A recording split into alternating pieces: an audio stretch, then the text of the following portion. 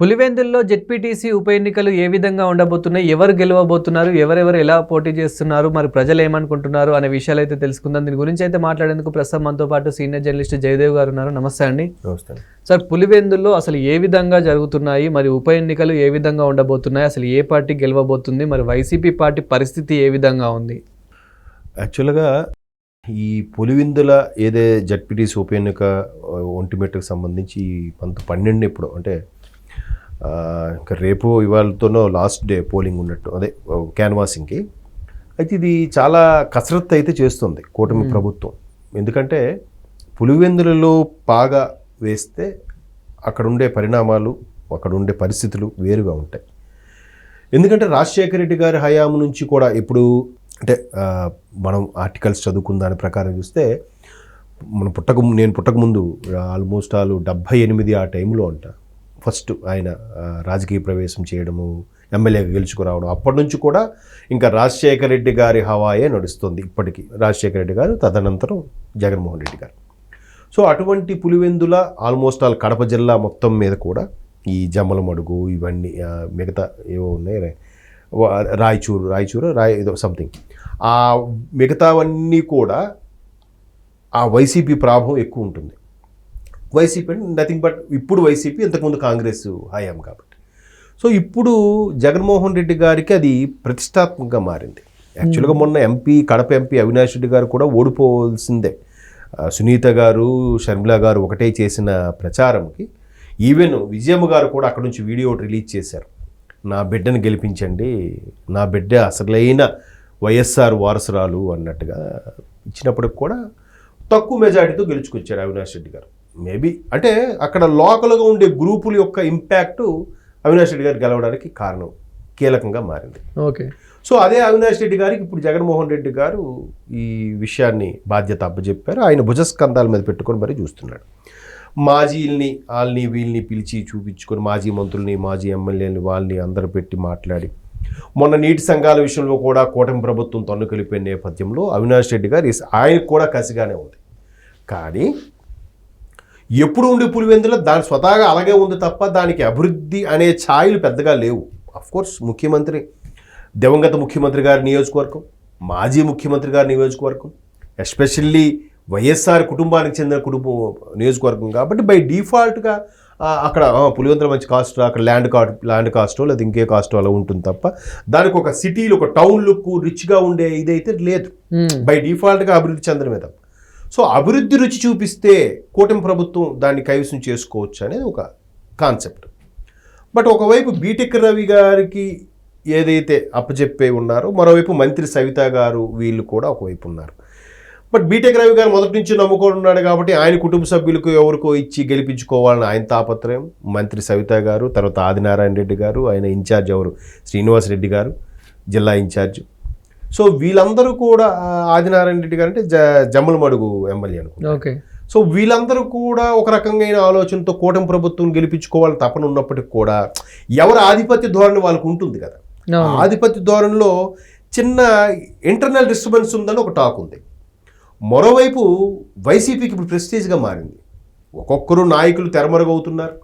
చాలామంది జగన్మోహన్ రెడ్డి గారి మీద ఏగవాళ్ళ వెంటనే విమర్శించేవాడు ప్రతి ఒక్కడు ఉండేవాడు. ఎవడు ఆడెవరు బూరు కానీ అనిలే ఎవరు ఆయన అరెస్ట్ అయ్యి లోపల ఉన్నాడు. ఇప్పుడు అట్లాంటి సామాన్య నాయకులు, సామాన్య కార్యకర్తలు కూడా మా జగనన్న అంటే అబ్బా కొడుకుని లేపేస్తాం, నిమిషంలో చంద్రబాబుని లోకేష్ని కలిపి లేపేస్తాం స్టేట్మెంట్లు ఇచ్చిన వాళ్ళు ఇప్పుడు ఎక్కడున్నారో కూడా ఎవరికి తెలియదు.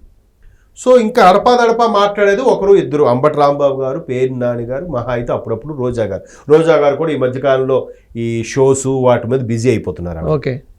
ఏదో జీ తెలుగులో జూనియర్స్ అనే ప్రోగ్రామ్స్ ఏ ఉన్నాయి కదా. సో అట్లా అలాంటి బిజీ అయిపోతున్న నేపథ్యంలో ఆవిడ కూడా అప్పుడప్పుడు నేను రాజకీయాల్లో ఉన్నాను సుమా అని చెప్పడానికి మాత్రమే స్టేట్మెంట్స్. ఇప్పుడు మరి ఎవరున్నారు?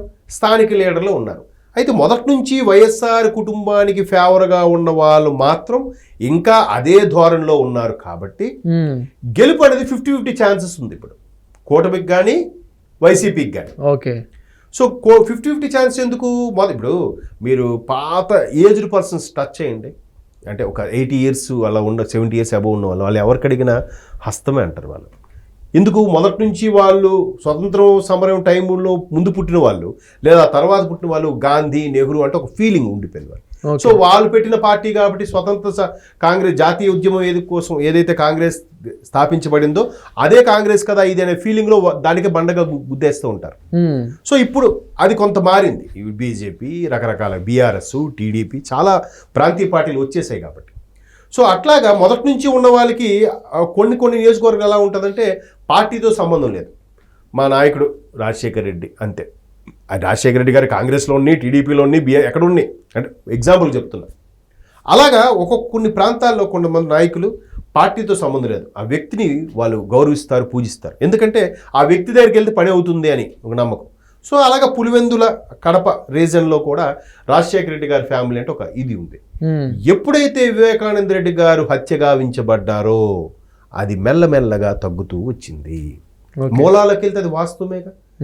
అటువంటి కరడగట్టిన వైఎస్ఆర్ ఫ్యామిలీ అభిమానులు కూడా ఆయన కుటుంబం వైపు ఎవడైనా కన్నెత్తి చూడాలంటే భయపడే వాళ్ళు వివేకానంద రెడ్డి గారిని ఆయన నట్టింట్లోనే చంపేశారే. హత్యనే అంటున్నారు కదా, అది ఎలా చంపింది ఇంతవరకు ప్రూవ్ అవ్వలేదు. సిబిఐ ఛార్జ్షీట్ దాఖలు చేసింది, దాని ప్రకారం ఒక సినిమా కూడా వచ్చింది. సునీత గారు మొర్రో అంత చక్కగా అతను చంపిన వాళ్ళు బయట స్వేచ్ఛగా తిరుగుతున్నారు. ఇప్పటికీ సరిగ్గా ఈ ఆగస్టుకి 2018లో చనిపోయాడు ఆయన. ఆల్మోస్ట్ 7 ఏళ్ళు అవుతుంది, ఇంతవరకు ఏ రిజల్ట్ లేదు, బయట తిరుగుతున్నారని మొన్నే ఆవిడ మళ్ళీ ప్రెస్ మీట్ పెట్టి మరి కూడా చెప్పింది. ఒక్కసారి సిబిఐ ఛార్జ్షీట్ వాళ్ళకి అధికారాలు ఇవ్వండి, అరెస్ట్ చేయండి అని.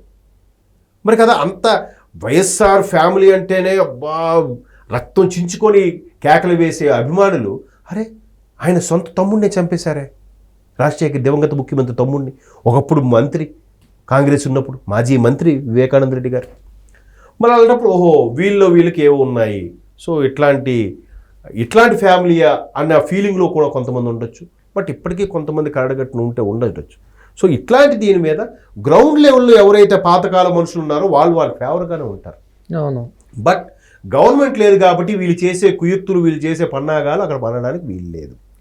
వీళ్ళు నియమించుకున్న ఎలక్షన్ ఆఫీసరే ఇప్పుడు నీలం సహాని గారు ఉన్నారు. ఆవిడ కూడా న్యూట్రల్గా ఉంది, ఆవిడ ఏమి అనట్లేదు.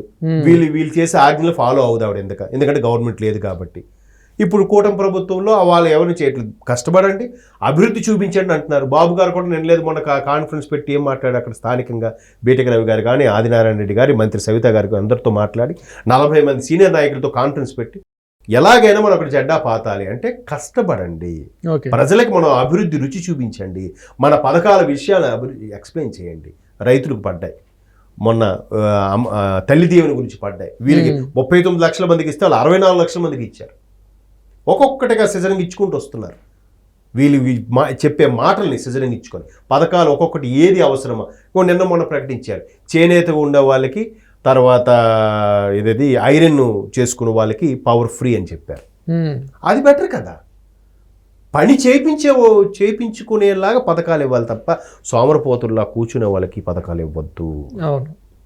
సో అలాంటి నినాదంతో ముందుకెళ్తున్నారు కాబట్టి టఫ్ ఫైట్ ఉండొచ్చు.